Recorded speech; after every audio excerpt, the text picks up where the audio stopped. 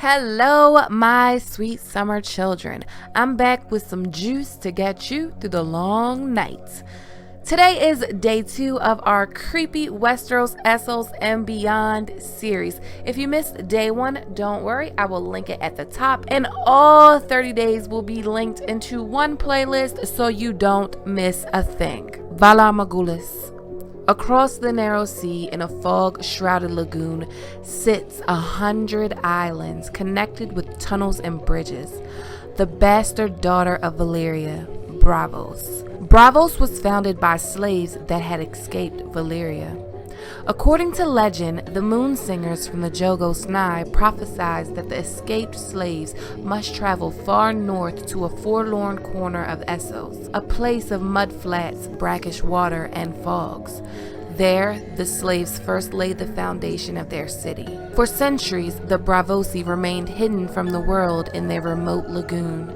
The Braavosi were a people who were no people, scores of races, 100 tongues, and 100 gods.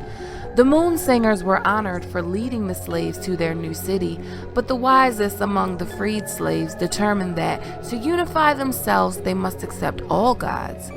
They created an island where all gods would receive their due and decreed that none would ever be paramount over another. The set beyond the sea is where Westerosi sailors worship the Seven. The Fathers of the Waters is worshipped. His temple is built anew every time he takes a bride. The Red God has their temple, and their fires burn nightly. The Moon Singers hold the greatest temple on the Isle, though. But on the Isle of Gods, you'll find the temple that is shrouded in the most mystery, the House of Black and White. The temple of the many-faced god and the home of the Assassin's Guild, the Faceless Men. Men may whisper of the Faceless Men of Braavos, but they are older than the secret city. Before the Titan rose, before the unmasking, before the founding, they were. They have flowered in Braavos amongst the northern fogs, but they first took root in Valyria, amongst the wretched slaves who toiled in the depths of the 14 flames. The mines of old Valyria were always hot, and they grew hotter as the shafts were driven deeper and deeper. The slaves toiled in an oven. The rocks around them were too hot to touch. The air stank of brimstone and would sear their lungs as they breathed it. The soles of their feet would burn and blister even through the thickest sandals. Fire-breathing fireworms were there in the darkness too. Burnt and blackened corpses were often found in the shafts where the rocks were cracked or full of holes, yet still the mines drove deeper. Slaves perished by the score, but their masters did not care. Slaves were cheap, and only the worst slaves were sent down to die in that red darkness. Revolts became common in the mines, but few accomplished anything. The dragon lords of the old freehold were strong in sorcery, and lesser men always failed in their attempts to defy them. But then came the first Faceless Man. People oft ask who he was, but the answer is no one. Of course there are rumors. Some say he was a slave himself. Others swear he was a freeholder's son of high birth and noble stock.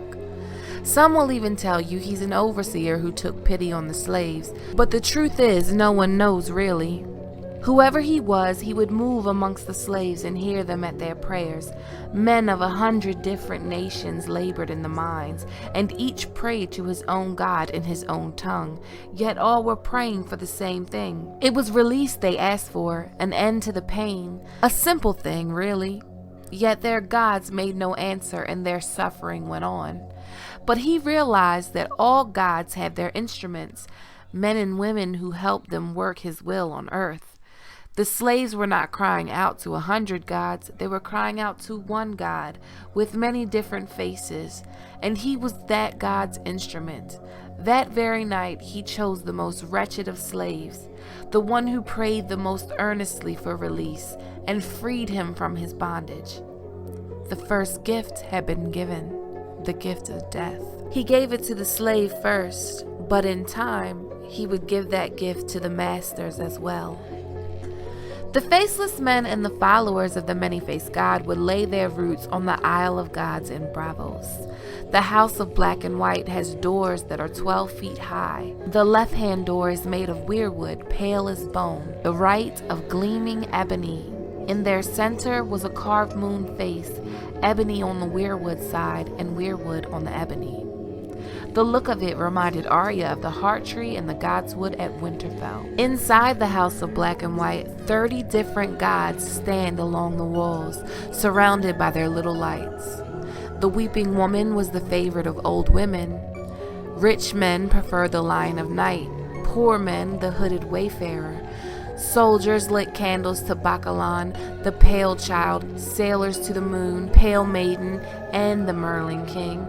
The stranger had his shrine as well, though hardly anyone ever came to him. Most of the time, only a single candle stood flickering at his feet. The house of black and white has hidden tunnels and secret passages.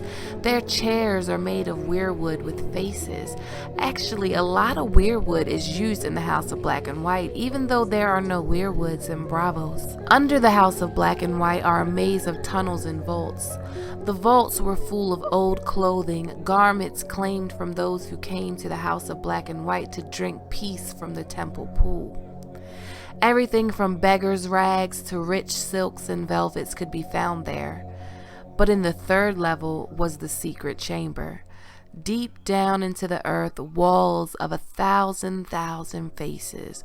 Old faces and young faces, pale faces and dark faces, smooth faces and wrinkled faces, freckled faces and scarred faces, handsome faces and homely faces, men and women, boys and girls, even babies, smiling faces, frowning faces, faces full of greed and rage and lust, bald faces and faces bristling with hair.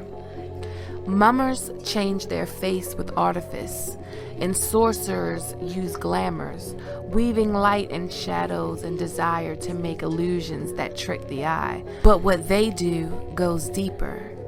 Wise men can see through artifice, and glamours dissolve before sharp eyes, but the faces the faceless men wear are as real as the faces they were born with. The house of black and white brings about a very serious question. The weirwood has its shrine in the Hall of Gods, and there's a lot of touches of weirwood all around the house of black and white. If the weirwood is featured alongside the stranger, which is basically the god of death, the Lion of Night, who basically wreaked havoc on the world or unleashed his wrath upon the world for men's wickedness, or the Black Goat, who's a dark god of Qohor. The Black Goat demands daily blood sacrifice.